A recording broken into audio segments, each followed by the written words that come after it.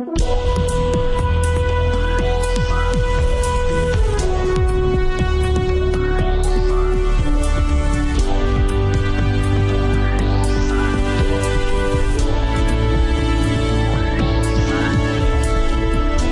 to Real Money Talks, how to make money, manage money, and invest money. Your Real Money Talks host, Laurel Langmeyer, gets straight to the point about what it actually takes to make money and build lasting wealth in today's changing economic climate. If you're ready to get the financial results you've always dreamed of, keep listening. Real Money Talks is the right place for you. And now here's your host, Laurel Langmeyer. Hi, this is Laurel, and welcome back to Laurel's Real Money Talks, where we teach you how to make money, keep money, invest money with a team. So one of the conversations we're going to have today is making money. And the only way you make money and put cash flow in your pocket is you have to sell something, or something that you invested in is going to give you back some passive returns later. But right now we're going to talk about selling stuff, because most people that I talk to and teaching this money conversation are scared to death to sell, but they complain of cash flow all the time. They're hinged. Cash is in someone else's pocket. It needs to get into your pocket. And there's a sales system to do it. So I have Cory Comstock with me, and he is world-class sales consultant. Actually, we just hired him to work here at Live Out Loud and help us. And so welcome, Cory. Thanks, Laurel. Glad to be here. So talk a little bit about just kind of the whole sales psychology. People are so scared of selling, yet they want the result called cash, and they stand around and do nothing. So it's just about sales psychology first, and then you're brilliant at putting sales systems together. So we'll talk about that second in our podcast. Thank you. Yeah, I think to answer your question, the biggest problem people run into is, like you mentioned, they want the money in their pocket, but how do they get it? Number one, having a system. Everybody needs a mentor. We know that. But at the end of the day, we've got to be willing to create that process.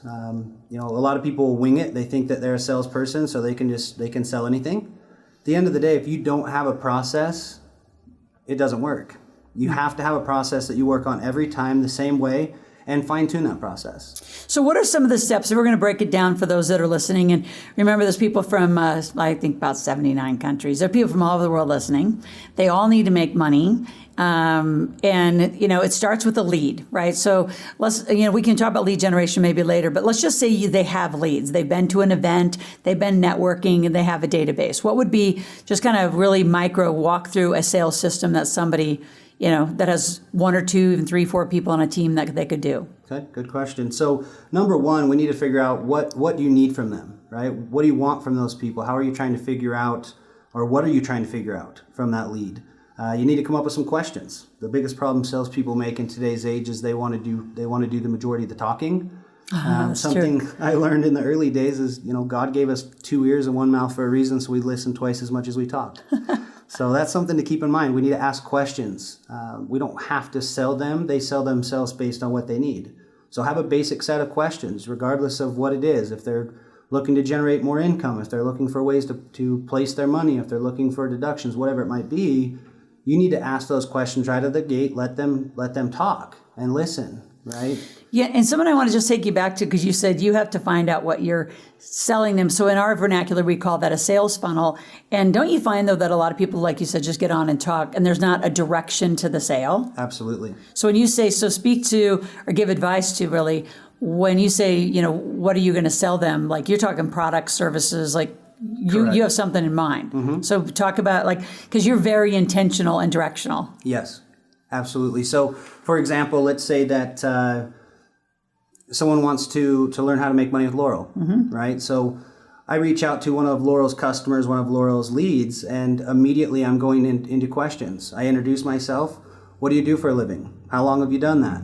How did you first get introduced to Laurel? Why are you part of her following? How do you plan on letting Laurel help you? Mm-hmm. At the end of the day, why are you and I on the phone? That's good. If I ask those questions, I'm going to get those answers. And every time I get an answer, that allows me to have more ammunition to fire back with. So the one thing I think that so many salespeople can fine tune in their process, I'm formulating my next question before they've answered my previous question. Oh, so tell us, that's got to be a cool technique. Tell us how to do that. So when I'm asking them, what do you do for a living? Number one, the first thing that I know what I'm going to say already, they'll tell me I own a construction company. I own a consulting firm. I own an insurance agency. How do you enjoy that? As soon as I ask, how do you enjoy that? my next question, how long have you been doing it? Do you own your own practice? Why not? What's prevented you? Okay. So realistically, you've been doing this for 25, 30 years. Most people that have done it long enough, either they're not successful, or there's something preventing them from getting started. What's the problem for you? I'm constantly coming up with new questions because you get it. I look at it like a game of ping pong. Yeah. You're getting in a game with them to where when you hit the ball, they're hitting it back.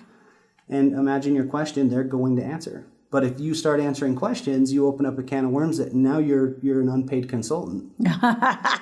That's good. And that's good.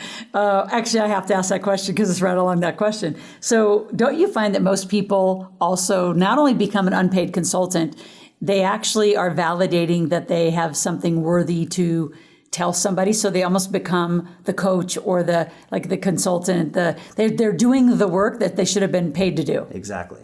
They're fulfilling. Yeah. So let's go back to the process. So you need to sell them something. You need to have direction to it. Come up with a set of questions. Then what? The biggest thing that I've learned in my process personally is there's pain. There's pain to everything. People don't buy off features and benefits. I don't care what the process is. I've met very, very few people that can sell based on features and benefits. If we look at the pendulum, you get them excited. What goes up must come down. Well, when that wears off, they made an emotional decision. I want them to make a logical decision because they have to. So if we look at the big picture and we're asking those questions the right way and we're getting the answers we want, well, we're going to make them say uncle essentially. So if I ask the right questions, they give me the answers that I'm guiding them. I know what answers they're going to give me before I ask the question. So when I get the answer and I get it the right way with the right tonality, I either hear the deep breath or I hear the stubborn engineer that finally goes, well, you're right. And that's what it boils down to. So once they say uncle, I think so many people are afraid to ask for the sale. So talk us through asking for the sale. If that, let's say they have an insurance agency. They've been in insurance for 15 years. They started their agency 2 years back. They're struggling. They're spending money on advertising, everything else. Well, what I'm going to ask them is, okay, so what's preventing you from really getting where you need to be? Well, I don't have enough agents. Why not? I don't have the money. Okay. So if I were to go in there and consult for them, my number one thing would be, okay, so show me your process. Show me what you're saying to these people. How are you introducing yourself? How are you finding them? And when I get them to say, uncle, okay, who are you working with on your insurance right now? What's your premium? How long have you had them? What do you like about them? What do you not like about them? Okay, so if in reality, if you were happy with who you're using now, would we even be discussing this? No? Okay. Right. So I guess my question is, what do you need from me? I'm going to make them tell me what they need, and it's not going to be price. It's got to be bigger than the price. Yeah. It's not it's not about the money.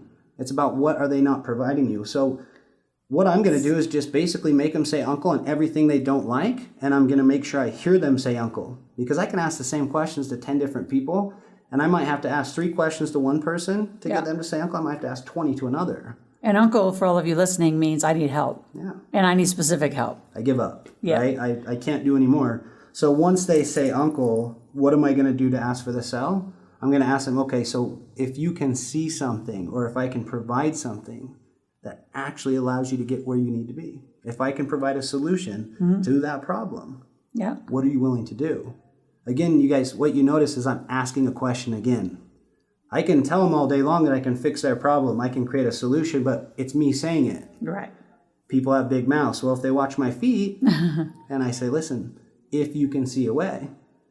Because what it does is it takes the pressure off of, if I can do that for you now, will you buy right now?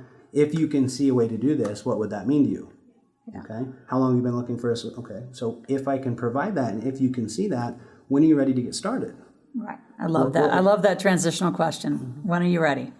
What would prevent you from getting started today? Oh, okay. So you're shopping. You're looking around. Okay. How long have you been looking around? How long have you been thinking about it? 3 years? How much extra money have you made just thinking about it over the past 3 years? That's a good one. Okay, so let's get started now.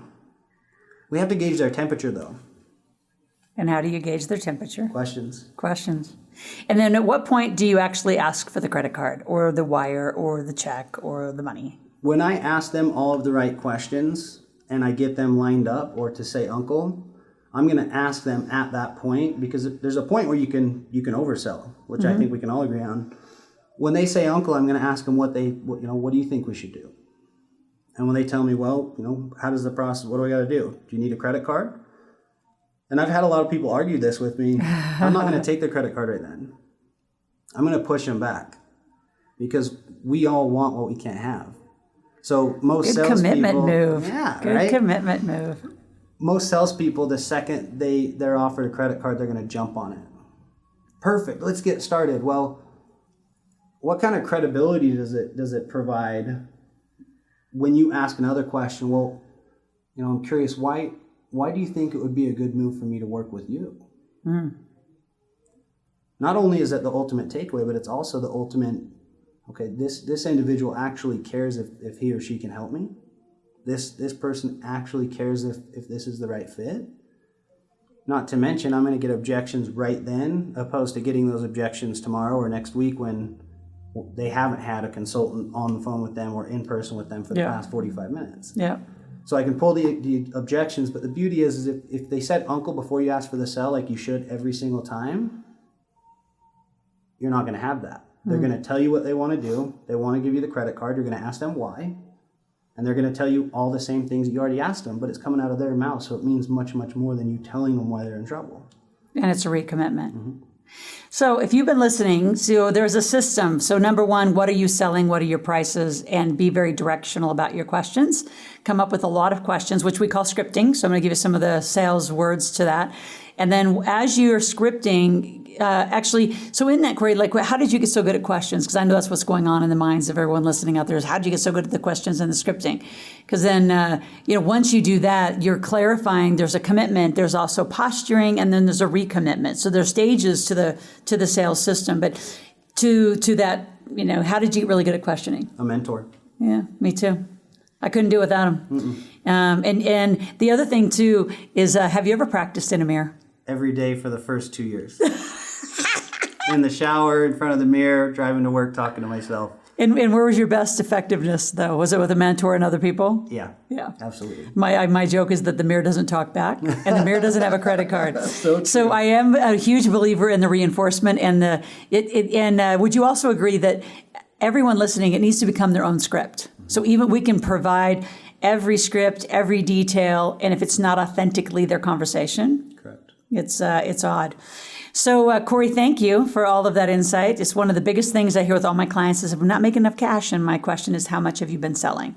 So if you've enjoyed this and want to actually have a webinar, talk further to Cory, go to asklaurel.com, put in your name, your phone number, your email, and you can either have a private question, and we can pass it on to Cory, or if a lot of you respond, then we will actually host a webinar and do more training. So we'll be back in touch and pass this around. We're at iTunes. Go to Laurel's Real Money Talks, download the podcast, pass it to your friends as you have been. This podcast is doubling every month. So we're going to change this conversation about money. It's the last thing I do on the planet. I'll talk to you soon on the next one. Have a good day.